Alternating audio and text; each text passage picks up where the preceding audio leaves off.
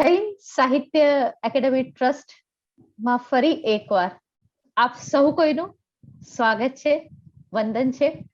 જય જિનેન્દ્ર. જૈન સાહિત્ય એકેડેમી ટ્રસ્ટનું આજે 41મું વ્યાખ્યાન છે.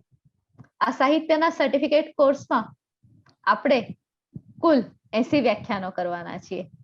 મધદરિયે પહોંચ્યા છે અને હવે આપણને મધદરિયાના ઊંડાણમાં લઈ જાય એવા વિદ્વાનોની જરૂર છે. અને એવે સમયે આપણી સાથે ડોક્ટર બળવંતભાઈ જોડાય તો એનો આનંદ જ અનેરો હોય.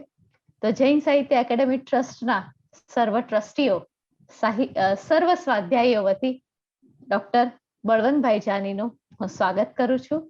આજના વિદ્વાન વક્તા બળવંતભાઈ માટે જેટલો પરિચય આપીએ એટલો કદાચ ઓછો પડે.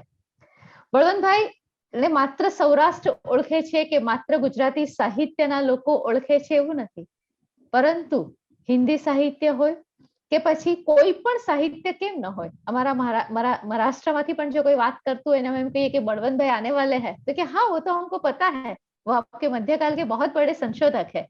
અને બીજી તરફ જો તમે દિલ્હીમાં જઈને વાત કરો બળવંતભાઈ વિશે તો એમ કે અરે ચોક્કસ હમ તો પહેચાનતે હૈ બળવંતભાઈ को. તો એવું એક રાષ્ટ્રીય કક્ષાનું સાહિત્યિક નામ એટલે ડોક્ટર બળવંતભાઈ જાની.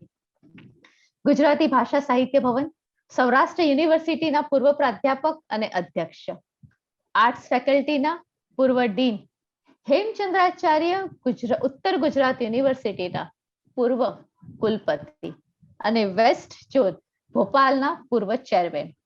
હાલમાં તેઓ મધ્યપ્રદેશની ડોક્ટર હરિસિંહ ગૌર સાગર યુનિવર્સિટી, જે સાગર સેન્ટ્રલ યુનિવર્સિટી છે, તેમાં ચાન્સેલરના પદ પર બિરાજમાન છે. દિલ્હીમાં ફેકલ્ટી સિલેક્શન કમિટીમાં તેઓ માનનીય રાષ્ટ્રપતિના પ્રતિનિધિ સભ્ય છે. રાજા રામ મોહન રાય લાઇબ્રેરી ફાઉન્ડેશનના એક્ઝિક્યુટિવ કમિટીના સભ્ય છે. એ ઉપરાંત અનેક યુનિવર્સિટીની સર્ચ કમિટીમાં, યુજીસી વાઇસ ચેરમેનની સર્ચ કમિટી વગેરે કમિટીઓ સાથે તો જોડાયેલા છે જ. એ ઉપરાંત વર્તમાનમાં ગુજરાત સરકારની એક મેડિકલ અને પેરામેડિકલ કોર્સની એક ફી નિર્ધારણ કમિટીમાં તેઓ જોડાયા છે. વિદ્યાભારતી અને અખિલ ભારતીય સાહિત્ય પરિષદ જેવી સંસ્થાઓ સાથે પણ તેઓ જોડાયેલા છે. અનેક સંસ્થાઓ સાથે વિદ્યાકીય કારણોસર બળવંતભાઈ જોડાયેલા છે. બળવંતભાઈનો મૂળ રસનો વિષય છે મધ્યકાળનું સાહિત્ય. લોક સાહિત્ય સંશોધનના સંખ્યાબંધ પ્રકાશનો એમની પાસેથી મળ્યા છે. ભાલણના કાવ્યો હોય, મધ્યકાલીન ગુજરાતી જ્ઞાન માર્ગી કવિતા, ભાલણકૃત રામ વિવાહ આખ્યાન, મધ્યકાલીન ગુજરાતી ઉર્મી કાવ્ય જેવા અનેક પુસ્તકો પણ એમની પાસેથી મળ્યા છે આપણને. કે અનેક 1000 જેટલા દુહાઓનો મર્મ અને અર્થ એમને એમના પુસ્તકો દ્વારા આપણને આપ્યો છે. હાલમાં જ બળવંતભાઈને મોરારી બાપુ દ્વારા કાગ એવોર્ડ પણ પ્રાપ્ત થયો છે. એ ઉપરાંત એમને બીજા પણ કેટલાક એવોર્ડ જે પ્રાપ્ત થયા છે, એમાં ઉત્તર પ્રદેશની જે સરકાર છે એમના તરફથી એમને કેન્દ્ર સૌહાર્દ સન્માન એટલે કે હાર્મની એવોર્ડ પ્રાપ્ત થયો છે. 30 વર્ષની નાનકડી ઉંમરમાં યુનિવર્સિટી સાથે જોડાયા અને જૂની હસ્તપ્રથોનું કથનમાં એમને મૂળ રસ હતો, એના વાંચનમાં, કથનમાં અને પઠનમાં. બળવંતભાઈ સાથે હમણાં જયારે વાત કરતી ત્યારે એક બહુ સરસ વાત એમને કીધી કે એમના ગ્રાન્ડફાધરના ફાધર પણ લૈયા હતા. એટલે નાનપણથી જ આ હસ્તપ્રતોના ઉકેલ અંગેનું કાર્ય તેઓ કરતા હતા. અને આજે જે કૃતિ વિશે વાત કરવાના છે, ભરતેશ્વર બાહુબલી રાસ. ભરતેશ્વર બાહુબલી રાસ એ આપણું મધ્યકાળના સમયનું અત્યંત મહત્વનું કૃતિ છે. જ્યારે પણ હવે ગુજરાતી સાહિત્યમાં ગુજરાતી ભાષાના ઉદ્ભવ વિશે વાત કરતા હોઈએ ત્યારે તરત જ અમે એમ કહીએ કે ગુજરાતી ભાષામાં જે આરંભકાલીન સાહિત્ય આપણને મળે છે એમાં ભરતેશ્વર બાહુબલી રાસ અને ભરતેશ્વર બાહુબલી ઘોર, આ બે કૃતિ, અને એમાં શાલિભદ્ર સુરી અને વ્રજસેન, આ બેની કૃતિને અમે તરત જ યાદ કરીએ. બળવંતભાઈએ શાલિભદ્ર સુરી જે ભરતેશ્વર બાહુબલી રાસ છે એનું પોતે સંપાદન કર્યું છે. એમને રિસર્ચની હાઈ ફેલોશિપ પ્રાપ્ત થઈ અને 9 વર્ષ સુધી એમને એ પ્રત ઉકેલી અને એનું સંપાદન કર્યું છે. તો આજે આ રાસ કૃતિ વિશે વાત કરવા માટે જો કોઈ સૌથી યોગ્ય વ્યક્તિ હોય તો એનું સંપાદન કરેલી 9 વર્ષની જેને આ કૃતિ પાછળ તપસ્યા કરી છે, સાધના કરી છે, એ જ વ્યક્તિ આના વિશે વાત કરી શકે. રાસ સાહિત્યનું આ આરંભકાલીન કૃતિ છે, રાસ સાહિત્યની. અને આ આરંભકાલીન કૃતિમાં માત્ર એક કથા નહીં, પરંતુ અલંકાર તમે જોશો, તમે છંદ વિધાન જોશો, એનું ભાષા લાલિત્ય જોશો, ત્યારે તમને ખ્યાલ આવશે કે કેટલી બધી રસિક કૃતિ છે. એનું કથાનક તો આપણને જયારે બળવંતભાઈ કહેશે ત્યારે તમે પૂરેપૂરા એમાં ખોવાઈ જવાનો છો, કારણ કે બહુ અદ્ભુત કથાનક તો છે જ, પરંતુ ભાષાની દ્રષ્ટિએ પણ આ કૃતિની સામગ્રી, એનું રચના વિધાન અને એની કાવ્યાત્મકતાનું ખાસ આપણું ધ્યાન ખેંચે છે. બળવંતભાઈ હમણાં વાત કરતા કરતા કહી રહ્યા હતા કે કેકા શાસ્ત્રીથી લઈને ભારતીબેન કે પછી કેબી વ્યાસ કે પછી હરિવલ્લભ ભાયાણી જેવા અનેક સંશોધકો સાથે તેઓ રહ્યા અને જૈન સાહિત્ય કૃતિઓનું જે સંપાદન કર્યું, તો એ અનુભવના નિચોડની પણ વાત તેઓ થોડી કરવાના છે આજે. તો વધારે હવે સમય ન લેતા હું બળવંતભાઈને વિનંતી કરીશ કે બળવંતભાઈ આજનું આપનું આ વ્યાખ્યાન ભરતેશ્વર બાહુબલી રાસ વિશે અમને વાત કરે, થોડીક રાસ સાહિત્ય વિશે, આ કૃતિના સંપાદન વિશે આપે જે આરંભકાલીન તપ કર્યું, તપસ્યા કરી, એની વાત કરે. એમને હું માઇક આપું એ પૂર્વે બહુ જ મહત્વની વાત કરું કે હમણાં જયારે આપણે પર્યુષણ ગયા ત્યારે બધા જ પર્યુષણની વ્યાખ્યાનો આપતા હતા, ત્યારે બળવંતભાઈએ બહુ જુદું કામ કર્યું છે. એમને 16 સતીઓ વિશે વ્યાખ્યાનો આપ્યા. સંશોધન કરીને આપણી જૈન ધર્મની 16 સતીઓ વિશે બહુ જ વિસ્તારથી બળવંતભાઈએ વાત કરી હતી. તો એવા એક સ્ત્રી સન્માનના ચાહક બળવંતભાઈને ફરીથી જૈન સાહિત્ય એકેડેમી ટ્રસ્ટના પ્લેટફોર્મ પર આવકારું છું, આનંદ વ્યક્ત કરું છું અને આજનું એમનું વ્યાખ્યાન લેક્ચર આપવા માટે વિનંતી કરું છું. ડોક્ટર બળવંતભાઈ જાની. જય જિનેન્દ્ર. આપ સૌ જૈન સંસ્કૃતિ, જૈન તત્વદર્શન અને જૈન સાહિત્ય એના સંદર્ભમાં ઊંડો અભ્યાસ કરવા માટે ક્રિયાશીલ છો, એ ઘટના જ મને બહુ આનંદ અપાવનારી છે. આપ સૌને મારી શુભેચ્છાઓ એટલા માટે કે આ વિષયમાં તજજ્ઞ થવા માટે, આ વિષયમાં જાણકારી પ્રાપ્ત કરવા માટે હકીકતે પાયાની કેટલીક વિગતો આપણે પ્રાપ્ત કરવી જોઈએ. માત્ર ધર્મમૂલક ક્રિયાકાંડો નહીં, માત્ર ધર્મમૂલક સાહિત્ય નહીં, પણ મુનિ ભગવંતોએ એનું અર્થઘટન કરીને એના વિશે જે ટીકા કરી હોય, એના વિશે જે સાહિત્ય કૃતિઓ રચી હોય, આ બધા વિશે પણ પરિચિત થવું જોઈએ, જેને કારણે એક જ્ઞાન પરંપરા, એક નોલેજ પાવર તરીકે હજારો વર્ષોથી, કઈ સહસ્ત્રાબ્દીઓથી આ બ્રહ્માંડ ઉપર ફેલાઈ રહ્યું છે, પ્રચલિત રહ્યું છે, એની આખી પરંપરાથી પરિચિત થવાય. મને મૂળભૂત રીતે તો આદરણીય રમણભાઈ શાહ એને કારણે આ વિષયમાં મારો પ્રવેશ થયો. હું જ્યારે યુનિવર્સિટીમાં જોડાયો ત્યારે અમારી સિલેક્શન કમિટીમાં એ સભ્ય હતા અને મારી હસ્તપ્રત લેખનની, હસ્તપ્રત વાંચનની કામગીરીથી તેઓ પરિચિત થયા. મેં હસ્તપ્રતો ઉકાલી, આ કઈ લિપિ છે, લિપિનો વિકાસ કઈ રીતે થયો, આ બધું કર્યું. એને કારણે રમણભાઈ શાહ પ્રસ્તુત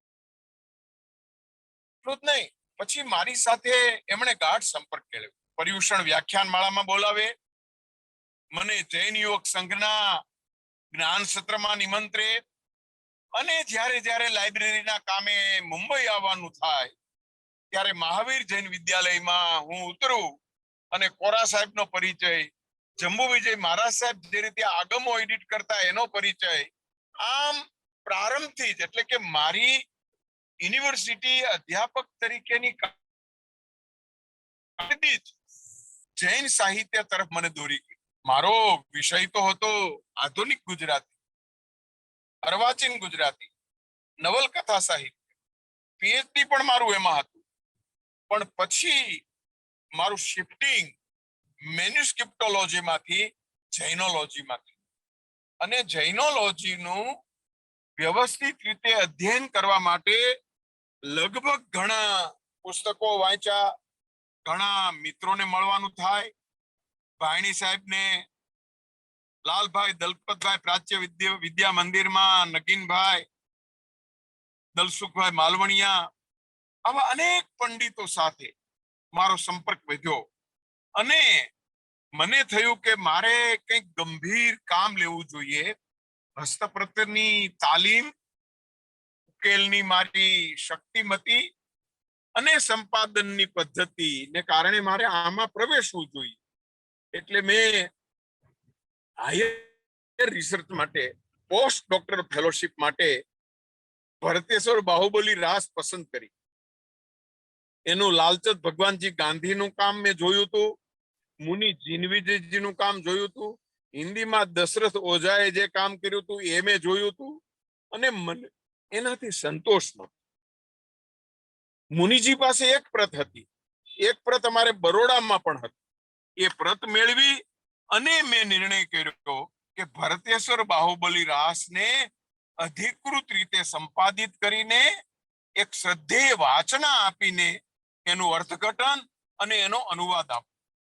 કારણ મધ્યકાલીન ગુજરાતી સાહિત્યનું પ્રભાત જૈન ઋષિ મુનિ દ્વારા રચાયેલી કવિતાથી, રચાયેલી રાસ કૃતિથી ઉઘડે છે.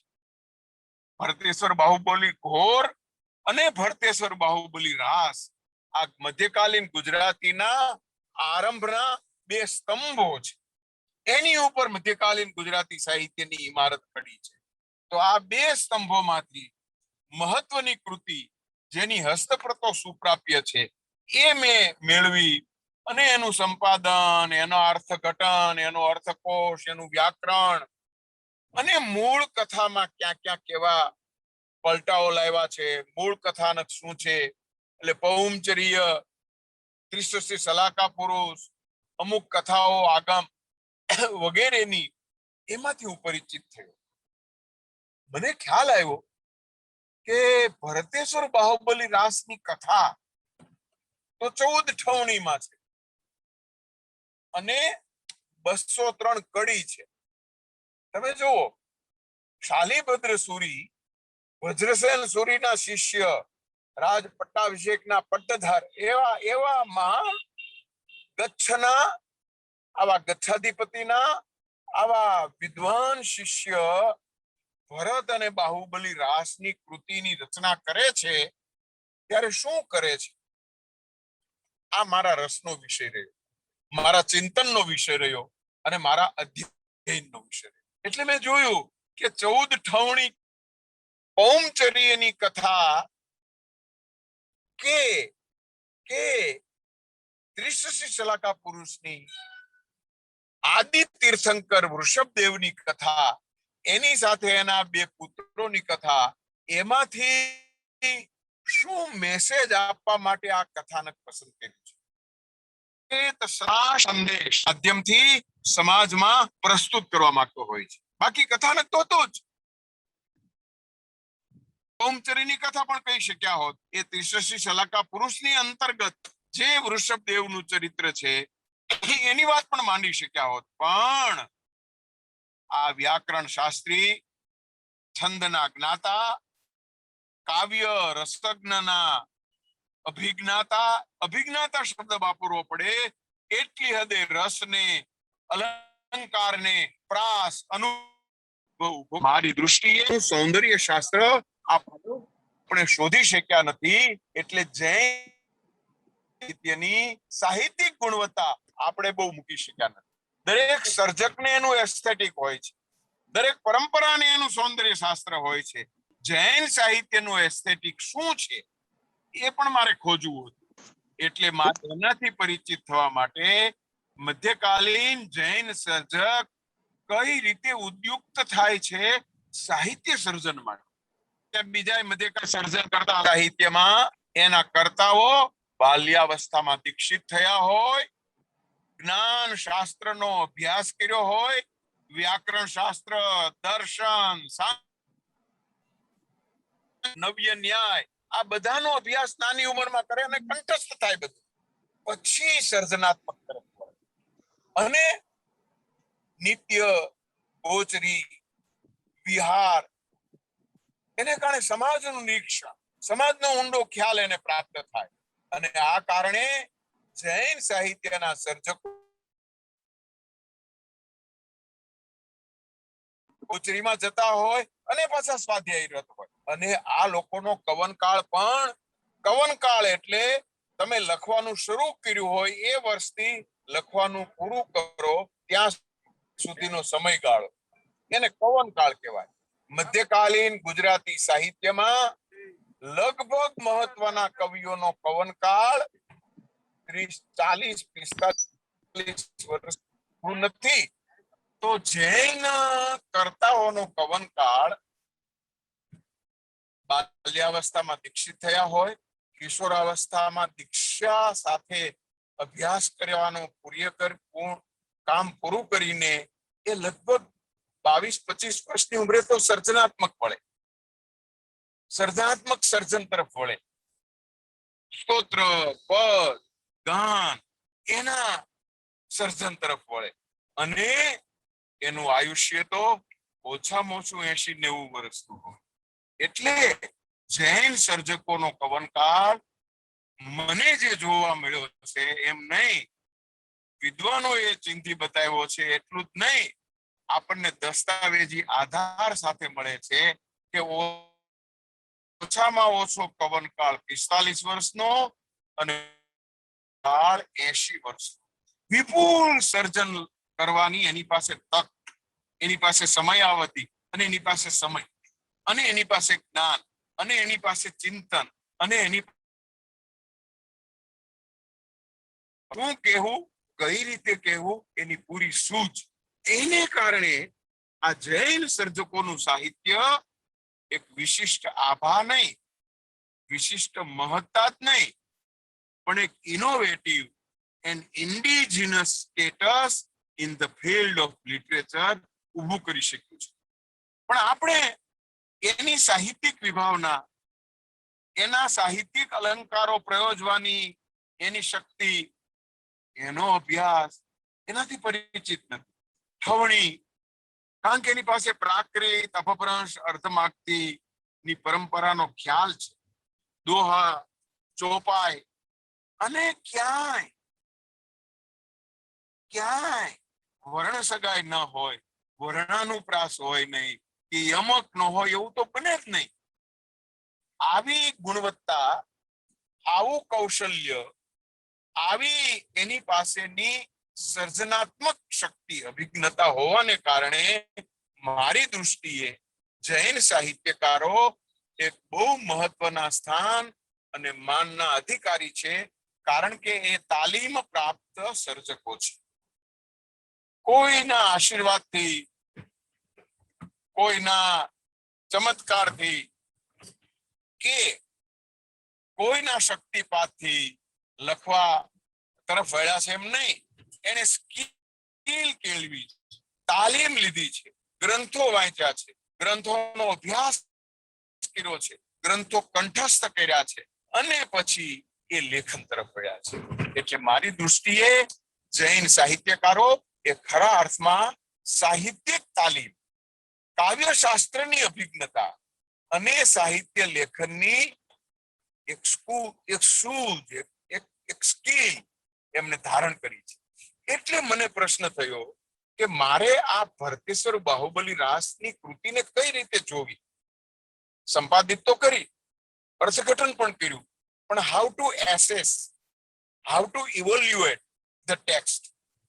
એટલે મેં જોયું કે સર્જકનું મોટું કામ જ્યારે કૃતિની રચના કરે ત્યારે કથા નિર્માણનું છે. નેરેટિવ ઊભું કરવું, કથાનક ઊભું કરવું, આ બહુ મોટી વાત છે. એમ નહીં, એ બહુ મહત્વની વાત છે, કારણ કે કથાનકના માધ્યમથી મેસેજ જન સમુદાય સમક્ષ પ્રસ્તુત કરે છે. એટલે આમ કથાનક પાછળનો દ્રષ્ટિકોણ, એનો વ્યૂ પોઈન્ટ અને એનો સ્ટેન્ડ પોઈન્ટ સમજવો જોઈએ. મેં જોયું કે આશય શું છે, શાલિભદ્ર સૂરી કયા આશયથી કાવ્ય સર્જન તરફ વળ્યા છે, કેમ આ કથાનક પસંદ કર્યું. સૌથી મોટી વસ્તુ તો કથાનકની પસંદગી, અને કથાનકની પસંદગી કરીને કથાનું નિર્માણ કરવાની શક્તિ. અને કથાનું નિર્માણ કરતી વખતે એ સર્જક 3 વસ્તુ કરતો હોય છે. એક તો સિલેક્શન, બીજું રિજેક્શન અને ત્રીજું એડિશન. હવે આપણે જાણીએ છીએ કે ધર્મમૂલક કથાનકોમાં એડિશન તો કઈ થઈ ન શકે, વૃદ્ધિ કઈ ન થઈ શકે, કાટછાટ થઈ શકે, સિલેક્ટ કરી શકો, કેટલુંક રિજેક્ટ કરી શકો, પણ એડિશન કઈ રીતે કરવું એ સર્જક સૂઝ, સર્જક પ્રજ્ઞા, એને કારણે એ એડિશન કરે છે. મારે એ જોવું હતું કે ભરતેશ્વર બાહુબલી રાસમાં શું સિલેક્ટ કર્યું, શું રિજેક્ટ કર્યું અને શું એડ કર્યું, અને એના દ્વારા કયો અર્થ એમાંથી નિષ્પન્ન થાય છે. આખરે તો અર્થઘટન, કૃતિનું અર્થઘટન એ મહત્વની વસ્તુ છે.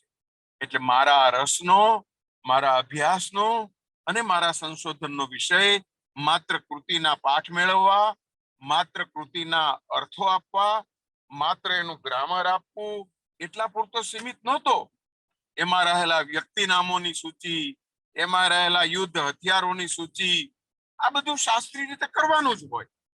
પણ મારે સંશોધન જે કરવાનું હતું એ કૃતિ અંતર્ગત નિહિત, એટલે પેલું જે કામ છે એ તો સરફેસ સ્ટ્રક્ચરનું છે, દેખાય છે બધું અને દેખાય છે તમે દેખાડો છો, પણ the deep structure of the text એ બહુ મહત્વની વસ્તુ છે.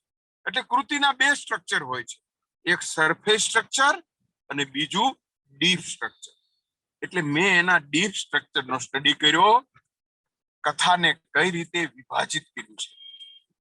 14 ઠવણી, કેમ આવડી ઠવણી, કેમ નાની ઠવણીઓ, કેમ આટલી કડીઓ, કેમ આટલી જ વિગતો, આટલી વિગતો દ્વારા વાત કરીને પછી નવી ઠવણીમાં પ્રવેશે ત્યારે શું કે છે, આ મારો મુદ્દો રહ્યો.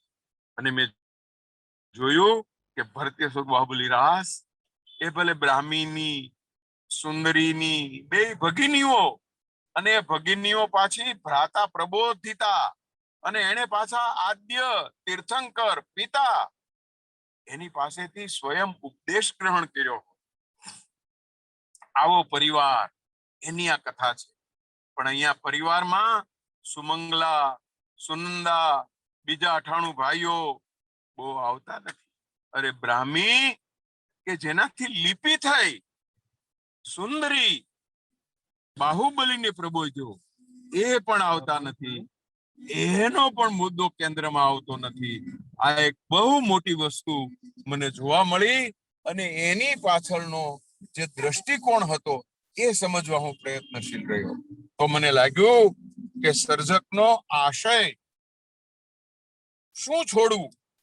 તમે તપ કરો, તમે આવા પિતાના સંતાન હો, તમે ધર્મ આચરણ કરતા હો, એટલું પૂરતું નથી.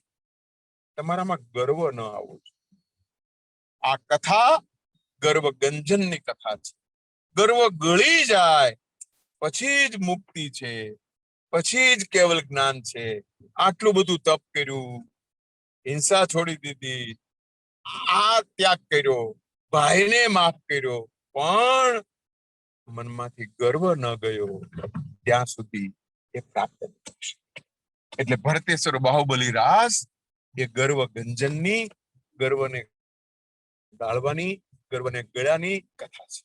બીજું મેં જોયું કે શું છે આ વિશ્વમાં, શું છે, કેનું આધિપત્ય છે મનુષ્ય ઉપર? ધર્મનું? એ વ્રત કરે છે એનું? કેનું? મનુષ્ય કેને આધીન છે? સીધો ધર્મને કે કુટુંબને કે પોતાને? ના, મનુષ્ય નિયતિને આધીન છે. માનવ નિયતિને આધીન છે, હ્યુમન ડેસ્ટિની. અને ડેસ્ટિનીને કારણે આ બધું થતું હોય છે. ભરત જેવો જ્ઞાની, ભરત જેવો ધાર્મિક, ભરત જેવા જ્ઞાનવાદી, એટલું જ નહીં, પિતાના કેવલ જ્ઞાન થયેલા પદની પૂજા કરવા વાળો, જેની ચક્રની પ્રાપ્તિ જેને થઈ છે, જેને પ્રાપ્ત થયું છે, એવો ભરત આખરે કોને આધીન છે? કેમ ઈ લડવા નીકળ્યો? કેમ એને એમ ન થયું કે આ મારો ભાઈ છે, સુનંદાનો દીકરો, મારી માતાનો દીકરો, મારી ભગીની બ્રાહ્મણીનો ભાઈ, સુંદરીનો ભાઈ, મારે એને નમાવાનો ન હોય? આવું કેમ વિચાર ન આવ્યો? નિયતિનું પ્રાબલ્ય ભરતેશ્વર બાહુબલી રાસની કથા દ્વારા શાલીભદ્ર સુરી સમાજમાં સ્થાપિત કરીને મનુષ્યને ભાન કરાવવા માંગે છે કે તમે ગમે તે કરો, પણ કર્મ ફળ, આમ કૌમચર્યમાં અને ત્રિશીર્ષી સલાકા પુરુષમાં તો કર્મ ફળની જ આખી કથા છે કે ધર્મ કર્યો તો પણ સેવા કરી હતી. મુનિને રત્નકંબલ, લેપ, આ બધા અનેક ઉપચારો કર્યા હતા, એના માટે ભ્રમણ કર્યું હતું, પછી વૈરાગ્ય પ્રાપ્ત કર્યો હતો. આ 6 મિત્રોની કથા છે. આમ એનો બીજો ભાવ, એનો આ ત્રીજો ભાવ, એ આ છે. પણ એ આખરે સેવા અને માનવતાનો મહિમા ત્યાં છે. અહીંયા આખું ડાયમંડ, મોટા ગજાનું સર્જક કૃતિના ભાવને પરિવર્તિત કરીને કૃતિ રચે છે એમ નહીં, કૃતિમાં છુપાયેલો નિહિત ભાવ એ શોધી કાઢે છે. સાહિત્યકારની દ્રષ્ટિ, સાહિત્યકારની સૂઝ, સારસ્વતનો દ્રષ્ટિકોણ કૃતિમાં જે કંઈ રહી ગયું છે અથવા હજી જે શક્યતા છે, જે સંભવિતતા છે, એ ભાવને ઉદ્ઘાટિત કરવું, એ છે. એટલે શાલીભદ્ર સુરીએ શોધી કાઢ્યું કે આમાં મહિમા જે છે, નિયતિનો પ્રાબલ્ય જે છે, એ કેન્દ્ર સ્થાને છે અને એ સમજાવવું છે. ત્રીજો મહત્વનો મુદ્દો છે ફ્યુટિલિટી ઓફ હ્યુમન એફર્ટ, માનવ સંબંધોની ક્ષણભંગુરતા. માનવ સંબંધો કેટલા પોલા છે, માનવ સંબંધો કેટલા બટકણા છે, કેટલા બોદા છે અને કેવા ક્ષણભંગુર છે, એ કેવું છે.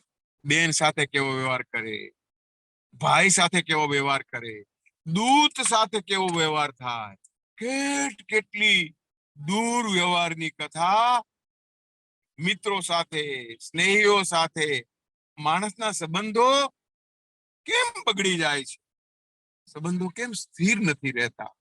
કારણ મુનિ ભગવાન કહેવા માંગે છે કે આ માનવ સંબંધો છે ને, એ ક્ષણભંગુર છે, કાયમી નથી. આ વાતને પણ ભરત બાહુબલીના કથાનકમાં એને મૂકી આપી છે. કથા યુદ્ધની છે, પણ યુદ્ધ ક્યાંય થતું નથી, યુદ્ધનું કથન થાય છે. એટલે મૂળ કથા તો વર્ણનાત્મક છે. શાલીભદ્ર સુરીએ એને ચતુર્વિધ રૂપે કથી છે. સંવાદ મૂક્યા છે, સ્વગતોક્તિ મૂકી છે, કથન મૂક્યું છે અને વર્ણન મૂક્યું છે. ક્યાંક વર્ણન દ્વારા, ક્યાંક કથન દ્વારા, ક્યાંક સંવાદ દ્વારા અને ક્યાંક સ્વગતોક્તિ દ્વારા આ આખી કથા તમારી સમક્ષ પ્રત્યક્ષ થાય છે. દૂત જ્યારે જાય છે બાહુબલી પાસે કે તમે નાના હતા ત્યારે નદીના પટના કાદવમાં તમને મોટા ભાઈ કેવા ખૂંપાડી દેતા હતા અને પછી બહાર કાઢતા હતા, એના બળને પારખો અને એને મળવા આવો. એ ચક્રવર્તી બન્યા છે અને તમે જ એક નથી આવ્યા, આમ કે છે. પણ એમાં વર્ણન કરે છે બાહુબલીની સમક્ષ ભરતની મહત્તા, ભરતનું બળ, ભરતની સત્તા. તો આખી કથામાં કથન, વર્ણન, સંવાદ, શરૂઆત જ ચક્ર આવ્યું એટલે ખબર પડી કે મારા પિતા ને કેવળ જ્ઞાન પ્રાપ્ત થયું, પ્રસાદ રૂપે મને આ ચક્ર મળ્યું છે. હું એનો મોટો પુત્ર છું, હું એનો અધિકારી છું, મને ચક્ર પ્રાપ્ત થયું છે. ચક્રની પૂજા કરી અને પછી પિતાશ્રીને વાંદવા, નમસ્કાર કરવા જાય છે. અને પછી ચક્રવર્તી હોઈને એ વિજય મેળવવા નીકળી પડે, વિજયી થાય છે. બધા રાજા સામેથી એનું આધિપત્ય સ્વીકારી લે છે. પછી ચક્ર આયુધ શાળામાં આવ્યું, કારણ કે એક હજી રાજવી તમને નથી. પછી ખબર પડી કે ભાઈ જ નથી આવ્યો. એટલે ભાઈને દૂત દ્વારા સંદેશ પાઠવે છે. દૂત જાય એનું વર્ણન, યુદ્ધ માટે જતા સૈન્યનું વર્ણન, પર્વતો જાણે જતા હોય એમ હાથીના ટોળા થાય છે. અને એના દ્વારા એવી ધૂળ રજ ઉડે છે કે આખું આકાશ છવાઈ ગયું છે, રજથી અંધારું થઈ ગયું છે. પણ પેલી તલવારના રમઝમાટ, ચમકારા, ઝબકારાના પ્રકાશમાં સૈન્ય ચાલે છે. એટલે શસ્ત્રો હલાવતા ભૂલાવતા યોદ્ધાઓ જઈ રહ્યા છે. એમાં એના પ્રકાશમાંથી માર્ગ દેખાય છે. આવા બધા આલેખનો કર્યા છે. અનેક શસ્ત્રોના નામ, અનેક યોદ્ધાઓના નામ, બાહુબલીનો પુત્ર કોણ, ભરતનો પુત્ર કોણ, કોણ ક્યારે લડ્યા, કેટલું લડ્યા, એ આખી વાત આવે છે. કથન દ્વારા યુદ્ધની વાત કહીને અંતે ભરત બાહુબલી ઉપર ચક્ર પ્રયોગ કરે, પણ ચક્ર ગયું નહીં. ભરતને સમજાયું, ઓહો હું ભૂલી ગયો, મને ખ્યાલ જ ન રહ્યો કે ચક્ર પરિવારની હત્યા કરતું, બંધુની હત્યા કરતું નથી. બંધુ ઉપર તો મારે જુદી રીતે વિજય મેળવવાનો હોય, શસ્ત્ર દ્વારા નહીં, શાસ્ત્ર દ્વારા નહીં, સ્નેહ દ્વારા, તપ દ્વારા, વ્યવહાર દ્વારા. અને એને ભાન થાય છે, ઓહો મેં આ શું કર્યું. અને જોવા જેવું તો એ છે મિત્રો કે કથાને અંતે જે વિજેતા થઈ ગયો છે ભરત, એમ કે છે કે ઓહો મેં કેવું ખોટું કર્યું. મેં મારા ભાઈ સામે યુદ્ધ કર્યું, મેં મારા ભાઈ સામે શસ્ત્ર ઉગામ્યું, મેં મારા ભાઈના સૈન્યોને હણ્યું. પશ્ચાતાપ થાય છે. અને પશ્ચાતાપને કારણે વિજેતા થયેલો ભરત પરાજિત બાહુબલીની સમક્ષ એને સ્નેહથી ભેટવા જાય છે. અને આ બાજુ બાહુબલી તો પરાજિત થઈ ગયો. તો એને કહે છે કે ના, તું વિજેતા થયો છે. પરાજિતને વિજેતા તરીકે બતાવતું અને વિજેતાને પરાજિત તરીકે બતાવતું આ કથાનક શાલિભદ્ર સૂરીની કથન કળાની શક્તિનું પરિચાયક છે. આપણે બહુ વિગતથી જૈન સાહિત્ય કૃતિઓને આ રીતે તપાસી. મેં તો વસ્તુપાલ રાસને, ધમીલ કુમાર રાસને આ રીતે મેં તપાસી છે. અને આ રીતે તપાસીને એનું અર્થઘટન કરીને એનો આસ્વાદ પણ કરાયો છે.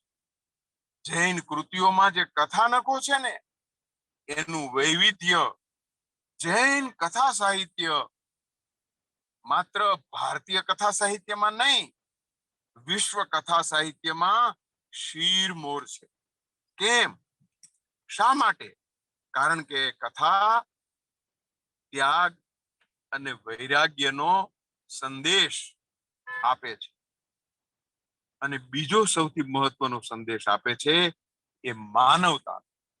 તો શાશ્વત અને સનાતન મૂલ્યો એને કેન્દ્રમાં રાખ્યા છે. શાશ્વત શું છે, સનાતન શું છે, એ પ્રશ્નને નજર સમક્ષ રાખીને, કેન્દ્રમાં રાખીને જૈન કથાનકો, પછી આગમમાં ધર્મકથાનું યોગમાં અનેક સ્થાને મળે છે. જૈન કથાનકો નો આપણે કોષ કરવો જોઈએ, જૈન કથાનકોથી પરિચિત થવું જોઈએ. આપણે હિતોપદેશ તો બરોબર છે, એમાં તો લુચ્ચું શિયાળ એમ આવે. આવી રીતે વાણી દ્વારા પણ કોઈની હિંસા ન કરવાની હોય. જ્યારે જૈન કથામાં લુચ્ચું શિયાળ ન આવે. આપણે એ કથાઓ આપણા બાળકોને કહે. આપણે પૌરાણિક કથાઓ ખરી, પણ ઐતિહાસિક ચરિત્રમૂલક કથાઓ શ્રીપાલ રાજાનો રાસ કેવી કથા છે, કેવી મહત્વની કૃતિ છે. એનું અર્થઘટન, એની અંદરની સમજ, મૃગાવતી ચરિત્ર, કેવી ચરિત્ર કથા છે. આપણે આવા કથાનકોનો ઊંડાણથી અભ્યાસ કરી, અરે હરિબલ મચ્છી રાસ તો તમે જુઓ કેવી કૃતિ છે, કઈ રીતે એને કરતા એ આખો કથાનકનો માચડો આપણી સામે રજૂ કર્યો છે. વસ્તુપાલ રાસ, વસ્તુપાલ આજે પણ પ્રસ્તુત છે. સંપત્તિનું વરવું પ્રદર્શન ન હોય પણ સંપત્તિની કબૂલાત કરવાની, મારી પાસે આ દ્રવ્ય છે, તમને એમ ન લાગે કે હું તમારો મંત્રી થયો ને આ બધું ખર્ચ કરું છું, રાજ્યમાંથી વાપરું છું, એટલે મારી સંપત્તિ આવીને તમે જોઈ જાઓ. આ તો શું, ખેમા હડાળિયાનો રાસ, અબોલ જીવો માટે, પ્રાણી માત્ર માટે ચિંતા કરતા જૈન ચરિત્રો, એની લૌકિક કથાનકો પણ એટલા અદ્ભુત છે, એટલા શાણા છે. આરામ શોભા રાસ કેવી મહત્વની કૃતિ છે.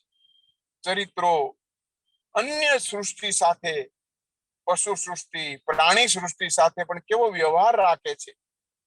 જૈન સાહિત્ય માનવતાનો, સમરસતાનો, સ્નેહનો સંદેશ પ્રસરાવતું કથા સાહિત્ય છે.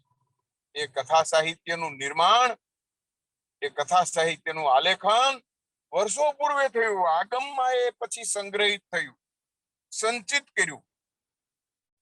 અને આગમના જે એડિટ કરનારા જંબુ વિજયજી મહારાજ સાહેબ, એની સાથે બહુ જ મારે સત્સંગ થયો હતો. હું આ ભરતેશ્વર બાહુબલી રાસની કામગીરી કરતો હતો ત્યારે જંબુ વિજયજી મહારાજ સાહેબ અહીં ચોમાસું પધારેલા માંડવી ચોક દેરાસરમાં. શશિકાંતભાઈના સ્નેહથી મને એમની પાસે બેસવાની, એમની સાથે ચર્ચા કરવાની દરરોજ 1 કલાકની અનુમતિ મળે. અને એ દરરોજની 1 કલાક 3 થી 4 બપોરે બધા સુતા હોય ત્યારે જંબુ વિજયજી મહારાજ સાહેબ એક જ્ઞાન વૃદ્ધ, હું વયોવૃદ્ધ શબ્દ નહીં વાપરું, એક જ્ઞાન વૃદ્ધ જંબુ વિજયજી મહારાજ સાહેબ સાથે મેં કરેલી, મેં ગાળેલી ગોષ્ઠીઓ મારા જીવનનું અમૂલ્ય સંભારણું છે. અને વિદેશના વિદ્વાનો સાથે પણ ચર્ચાઓ કરી છે, કાર્ડોના સાથે, બીજા અનેક મિત્રો સાથે, પરદેશના પ્રોફેસરો સાથે. પણ જંબુ વિજયજી મહારાજ સાહેબ કેટલું જ્ઞાન, એટલું કંઠસ્થ, સૂત્રો કંઠસ્થ. શીલચંદ્ર વિજયજી મહારાજ સાહેબ, રત્નસુંદર વિજયજી મહારાજ સાહેબ, અરે રતિલાલજી મહારાજ સાહેબને આટલો બધો ખ્યાલ હશે, એની સાથેની જ્ઞાન ચર્ચામાંથી મને ખ્યાલ આવ્યો. નમ્ર મુનિ મહારાજ સાહેબ કેટલી બધી ચર્ચાઓ ઊંડાણથી કરે. હમણાં મેં મહાસતીઓ એટલે કે બ્રાહ્મી સુંદરીથી લઈને છેક આજ એટલે કે 24 તીર્થંકરો સાથે સંકળાયેલી કુલ 16 સતીઓ છે, એની મહાસતગાથા તૈયાર. અને આ બધા મુનિ ભગવંતો સાંભળતા હતા, એનો ખ્યાલ આવ્યો, એના અભિપ્રાય મળ્યા ત્યારે ખ્યાલ આવ્યો કે આજે પણ અધ્યયન, ચિંતન, સ્વાધ્યાય છૂટ્યા નથી. કયો ધર્મ પરંપરાને સાચવીને રહ્યો છે? લગભગ બધે પરિવર્તન આવ્યું છે, પણ અપરિવર્તનીય પરંપરાને જકડી રાખનારો નહીં, સાચવી રાખનારો, એનું જતન કરનારો, એનું સંરક્ષણ કરનારો આ જૈન ધર્મ એ વિશ્વ સાહિત્યને એક મોટી ભેટ છે. એટલે મેં કહ્યું કે ગુજરાતી સાહિત્યનું પ્રભાત જૈન સાહિત્ય કૃતિથી ઉઘડે છે. એ જૈન સાહિત્ય કૃતિ પણ સામાન્ય નથી, સક્ષમ છે, બળવત્તર છે. એની ઠવણીઓ, એના અલંકારો, એના વર્ણનો, કેવા વર્ણનો કર્યા છે. એક વર્ણન એમ કરે છે કે એક યોદ્ધો બીજા યોદ્ધો સાથે શસ્ત્રની નથી કરતો, યુદ્ધ દ્રષ્ટિક્ષેપ કરે છે, વાગ યુદ્ધ કરે છે, દ્રષ્ટિ યુદ્ધ કરે છે. તો મલ્લ યુદ્ધમાં તો શરીરને કષ્ટ પણ પડે. તમે વિચાર કરો, ક્યાંય આવા યુદ્ધ વિશ્વમાં જોયા છે? જૈન સાહિત્યમાં જે મેં પ્રારંભમાં ઇનોવેટિવ કીધું, ઇન્ડિજિનસ કીધું, પોતીકું અને પોતાનું આગવું એવું રૂપ જાળવીને રચાયેલું જૈન સાહિત્ય આવા બધા કારણે મહત્વનું સ્થાન અને મહત્વનું સ્થાન અને માન ધરાવે છે. મેં જોયું કે આ કર્મફળની કથા છે. મેં કહ્યું કે ચક્રાગમનથી શરૂ થયેલી કથા ચક્રના વિગમન સાથે પૂરી થાય છે. ચક્ર પાછું આવ્યું નહીં. એને થયું કેમ ન આવ્યું? શું થયું? કેમ આમ થયું? અહીંયા કોઈ ઉપદેશ દેવા નથી આવતો. એને જ સમજાય છે કે હું ભાતૃ હત્યાનો વિચાર કરવા વાળો, ભાઈની પ્રેરાયો, કેટલું ખોટું અવિચારી કામ કર્યું, તો આને કારણે મને ચક્ર પુનઃ પ્રાપ્ત થયું. આ આખી વાત જે રીતે કરી છે એમાં કાટછાંટ અને ઉમેરણ એટલે કે સિલેક્શન, રિજેક્શન અને એડિશન. શું એડિશન કર્યું? તો કે આ અર્થને એમાંથી ખોજો. અર્થારોપિત નથી કર્યો, હેત્વારોપણ નથી કર્યું. એ તો એક પ્રકારની મર્યાદા છે. જૈન સર્જકો આવી મર્યાદામાં ક્યારેય બંધાય. શાલિભદ્ર સૂરીએ જે કંઈક કર્યું છે એ હેત્વારોપણ નથી કર્યું, એમાં રહેલી શક્યતાને, સંભવિતતાને એને શોધી કાઢી છે. હરિશેણ એના અભ્યાસી અને આ બધા વિદ્વાનોએ તો એમ કીધું, the probability and the possibilities of Jain text, Jain monk have find out. એટલે હજી આમાં શું શક્યતા છે, હજી આમાં શું સંભવિતતા છે, એ ખોજવાનું કામ સાહિત્ય ધારામાં સૌથી વધુ કોઈ સર્જકોએ કર્યું હોય તો જૈન ધારાના સર્જકોએ કર્યું. આ બધું આપણે કરવાનું છે. કૃતિ ધર્મકૃતિ છે ના, કૃતિ આખા વિશ્વને સંદેશ આપનારી, સનાતન મૂલ્યોની, શાશ્વત ભાવોની સ્થાપના કરનારી આ કૃતિ છે. ફ્યુટિલિટી ઓફ હ્યુમન એફર્ટ કેટલો તીવ્ર રીતે આમાં મુકાયો છે. માનવ સંબંધોની અસારતા એટલે વૈરાગ્ય મને નથી આવતો, એ બધું જોવે છે, એ જાણે છે, એ અનુભવે છે અને એને થાય છે કે ઓહો આ કઈ. તો આ પશ્ચાતાપના જળમાંથી સદ્ય સ્નાતા તપસ્વી, સદ્ય સ્નાતા સ્નાતક સારસ્વત જૈન સાહિત્યને એક તેજસ્વી પરિમાણ આપે છે. ડાયમેન્શન, કેવું ડાયમેન્શન, કેવું પરિમાણ? તો કે તેજસ્વી ઉજળું પરિમાણ આપે છે. મારે આવા કેટલાક ઉજળા પરિમાણો તમારી સમક્ષ આ કૃતિ નિમિત્તે મૂકવા હતા. આ કૃતિના અર્થ કરતા મને સમય લાગ્યો. શ્રીપાલ રાજાની રાસ, નવપદની આરાધના, અરે જંબુ સ્વામી રાસ, એના વિશે મેં બહુ વિગતે અધ્યયન કર્યું અને રમણલાલ શાહે તો પાછી કૃતિ સંપાદિત કરેલી અને એણે તેનું મૂલ્યાંકન પણ કરેલું. અને મને એમ થયું કે મારે આ કૃતિ વિશે કામ કરવું છે. અને પછી મેં નવેસરથી એ જંબુ સ્વામી રાસ, વીર વિજયની કૃતિ, અગરદત્તની કથાઓ ક્યાં ક્યાં કેવી રીતે પ્રયોજાણી છે.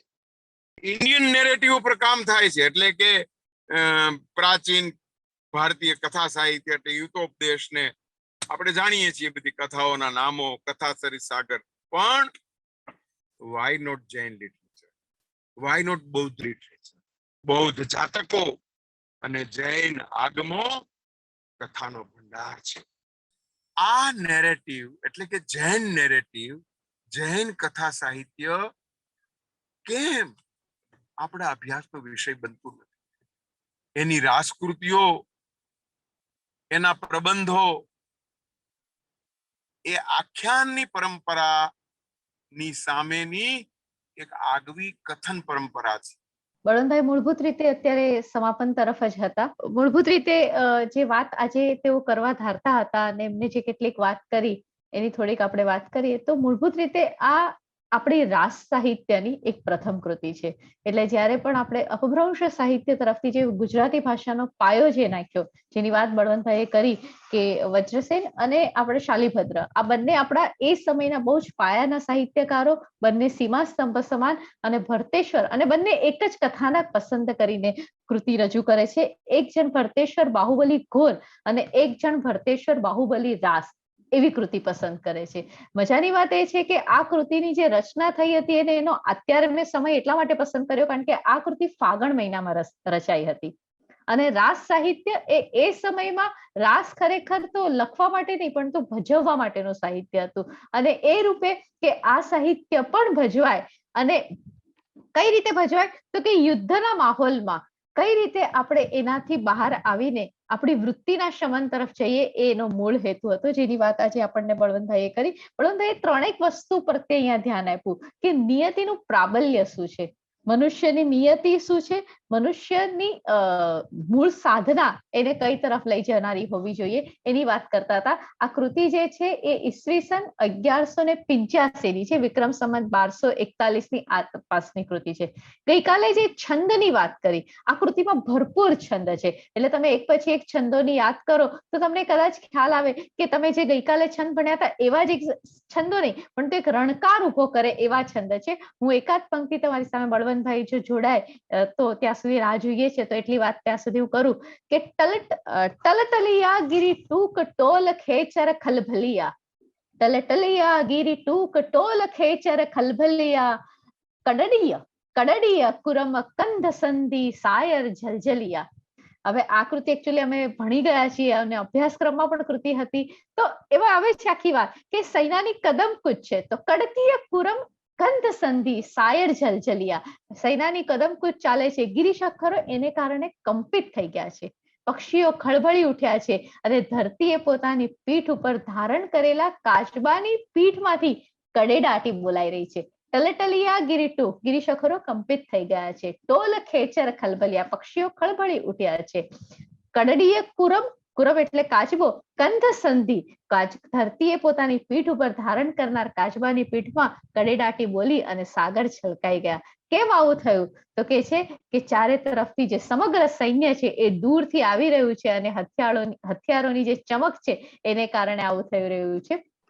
તો છેલ્લે સમાપનમાં મારો જે મહત્વનો મુદ્દો હતો ત્યાં હતો કે જૈન કથા સાહિત્ય માત્ર અભ્યાસક્રમનો નહીં, માત્ર સંશોધનનો નહીં, આપણા વિમર્શનો વિષય બનવો જોઈએ.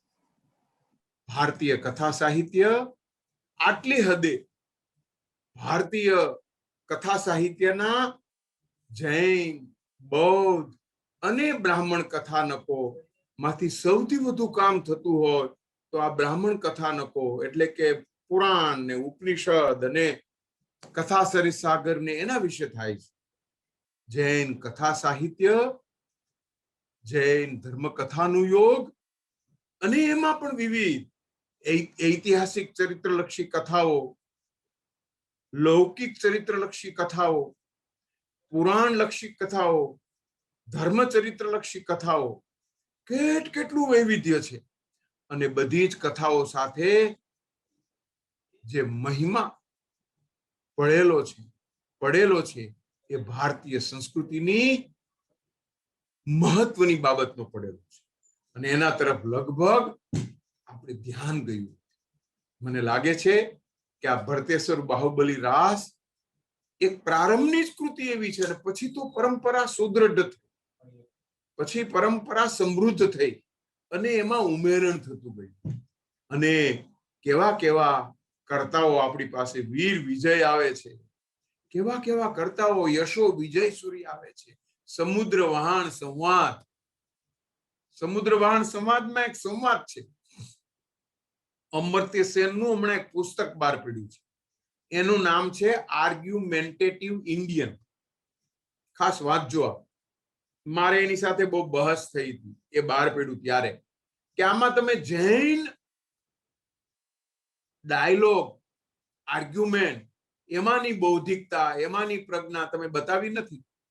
તમને તો આ ભારતીય સંસ્કૃત મહાકાવ્યો જ દેખાણ. મને કે કેમ?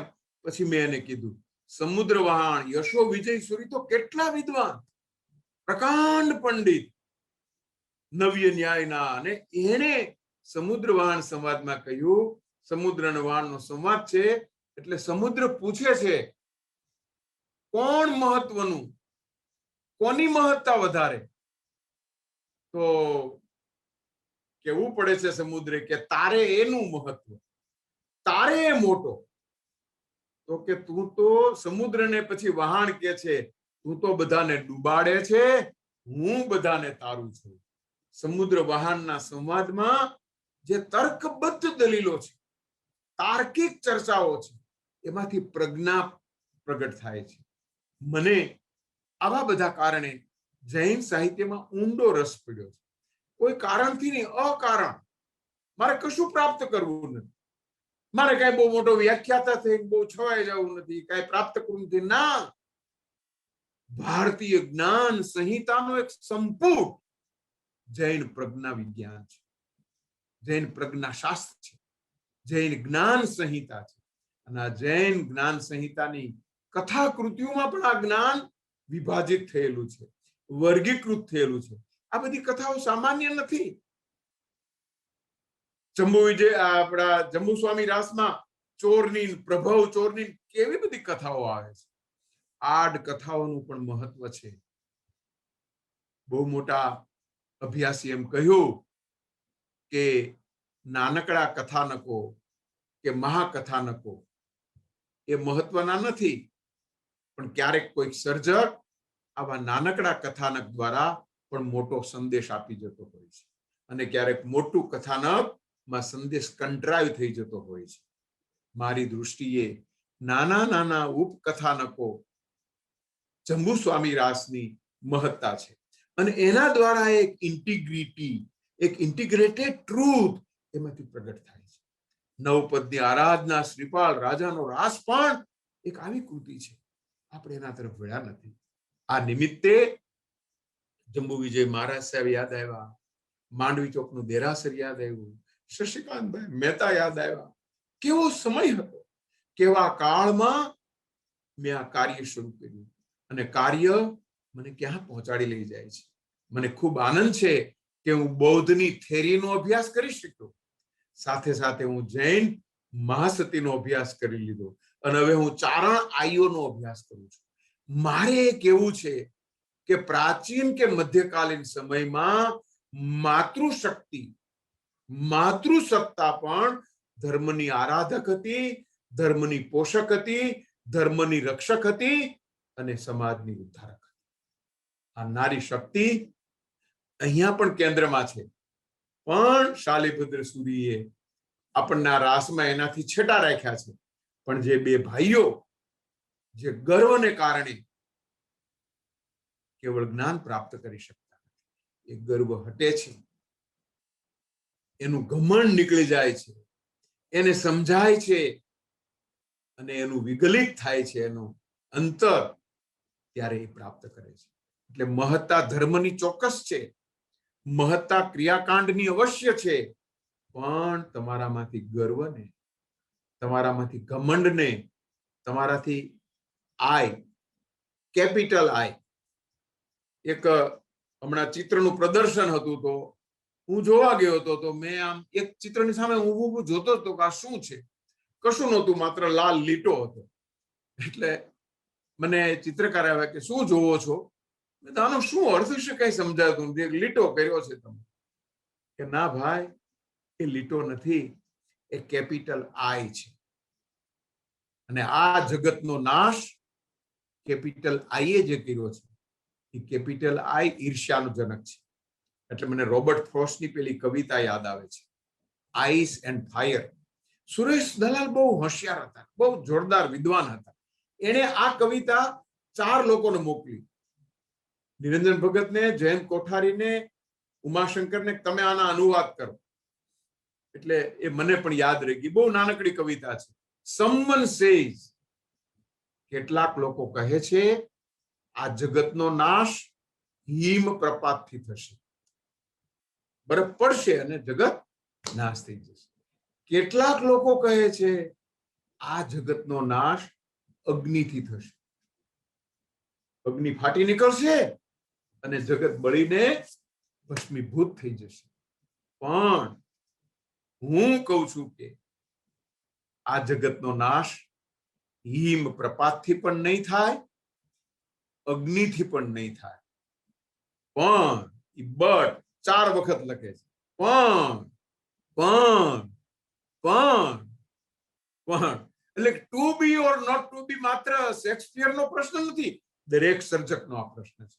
અને આપણો પ્રશ્ન એટલા માટે છે કે to be or not to be નહીં, to be and not to be, આ બે બધું જોઈ છે.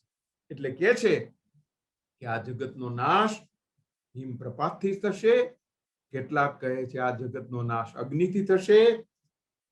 પણ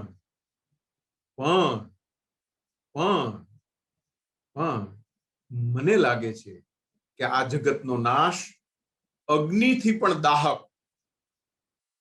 અગ્નિથી પણ વધારે બળવત્તર દાહક અને હિમથી પણ વધારે શીતળ એવી ઈર્ષ્યાથી થશે, અસૂયાથી થશે. અસૂયા મહાભારતના જ કેન્દ્રમાં નથી, અહીંયા પણ કેન્દ્રમાં છે. ઈર્ષ્યા થઈ આ જગતને નાશ કરવા વાળા પરિબળોની મીમાંસા જેટલી જૈન ધર્મના કથા સાહિત્યમાંથી જોવા મળે છે, અવલોકવા મળે છે, એના તરફ દ્રષ્ટિપાત કરીએ. આવા કથા સાહિત્યના આસ્વાદના જ આપણે શતાધિક કાર્યક્રમ, એવી 100 કૃતિઓ છે. વસુદેવ હિન્દી, ત્રિશશી સલાકા પુરુષ, પૌમચર્ય, પદ્મચરિત્ર, તરંગવતી, શું કથા છે. આવી બધી કથાઓ વિશ્વ સાહિત્યના અભ્યાસીઓનો વિષય બની, પણ ભારતીય અભ્યાસીઓ એનાથી છેટા રહ્યા છે, જૈન અભ્યાસીઓ પણ આઘા રહ્યા છે. મારે કહેવું છે કે જૈન સાહિત્યના કથા કૃતિઓનો જ એક અભ્યાસક્રમ હોવો જોઈએ. પદ્ય કૃતિઓ તો ઉત્તમ છે, પણ આ ભરતેશ્વર બાહુબલી રાસ એક શકવર્તી કૃતિ છે, કાલજયી કૃતિ છે. કેટલા વર્ષો, ઈસવીસન 1180 માં રચાયેલી કૃતિ 2020 માં તમે ચર્ચા કરો ત્યારે તરો તાજા લાગે છે.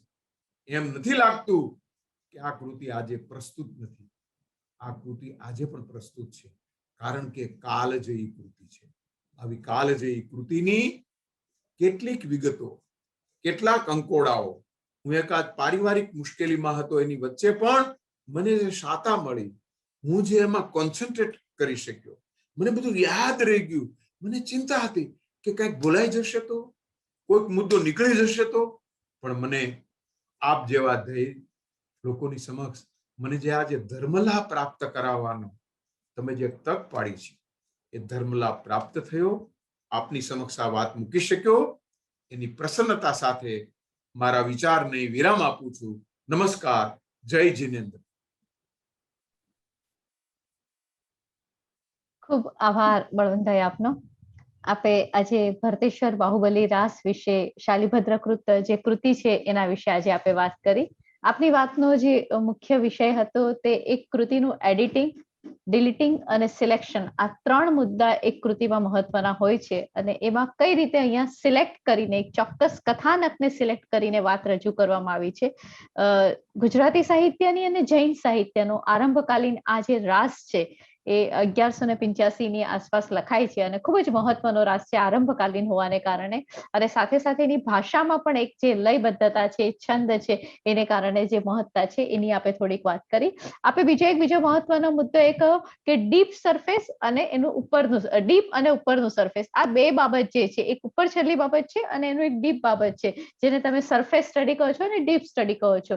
તો તમે આનો ડીપ સ્ટડી કર્યો છે એ વાત રજૂ કરતા કરતા આપે આ કૃતિની કૃતિનું જે કથાનક છે એ બહુ જ જાણીતું કથાનક આપણા ઋષભદેવ પ્રભુ પ્રથમ તીર્થંકર એમના જીવન સાથે જોડાયેલું છે અને ભરત અને બાહુબલીની આખી જે વાત છે અને ગર્વની ભૂમિકા છે. અને એ સમયમાં ચક્રવર્તી રાજા થવા માટે જ્યારે ચક્ર ને ફેરવવામાં આવે ને ત્યાંથી ચક્ર એમને રોકે તો પછી ત્યાં એની સાથે તમારે લડાઈ કરવી પડે. તો એવું એક રોચક કથા વસ્તુ પણ આપ સાથે રજૂ કરતા ગયા અને બાહુબલીએ ચક્ર રોક્યું છે અને તરત જ સાથે નિયમ પાલો આવે છે કે આ ચક્રથી પરિવારજનોની હત્યા થતી નથી.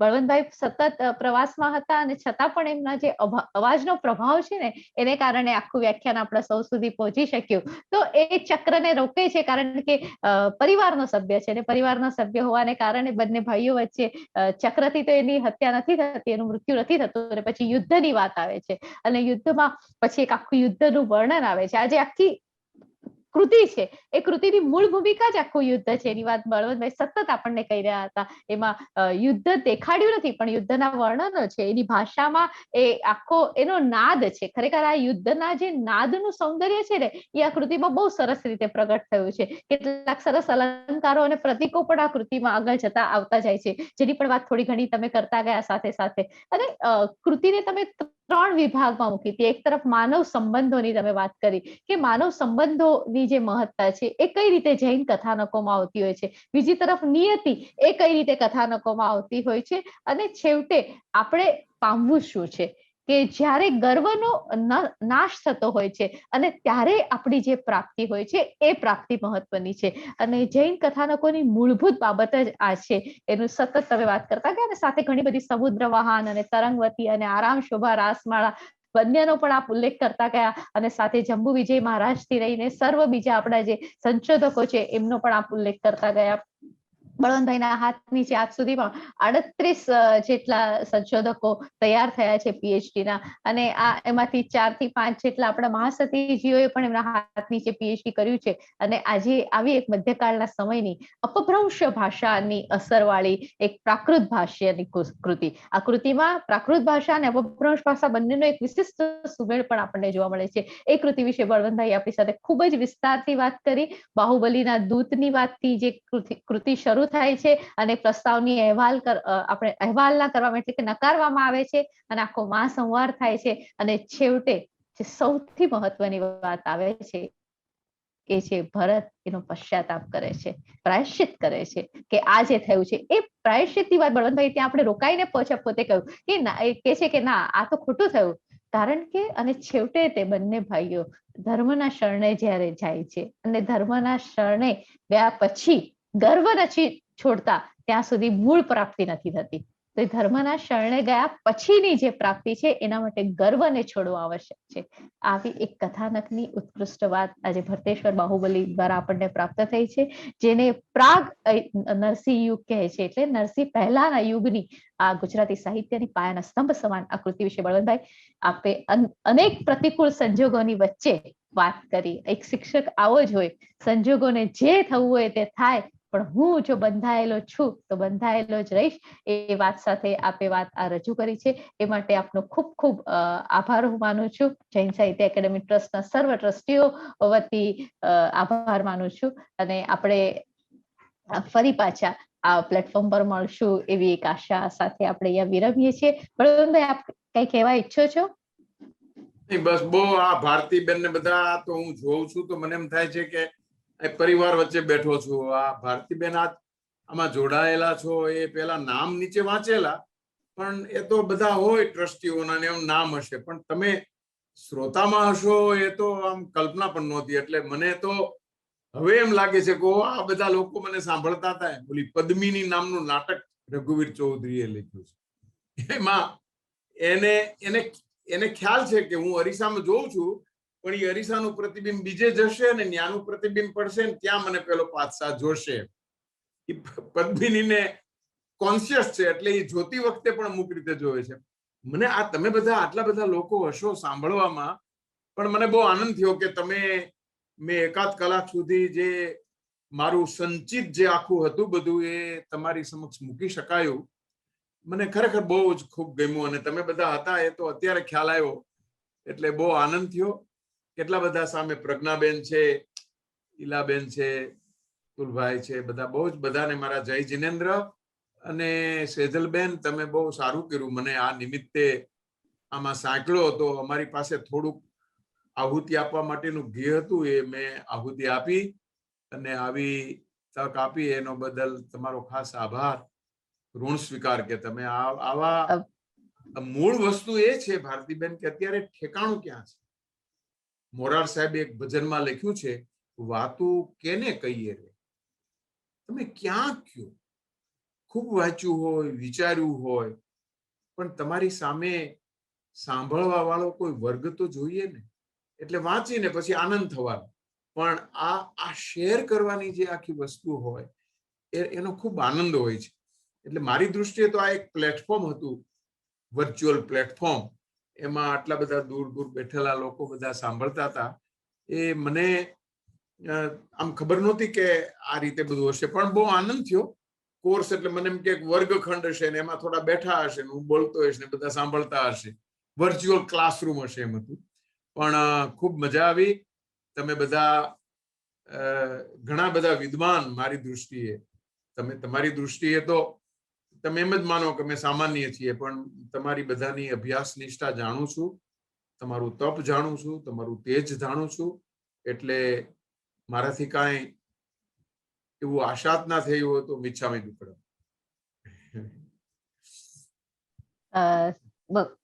આપની નમ્રતા અને આપની વિદ્વતા બંને માટે ખૂબ આદર છે બળવંતભાઈ, અને ખૂબ આભાર સાથે આપણે અહીંયા વિરમીએ છીએ. વંદન.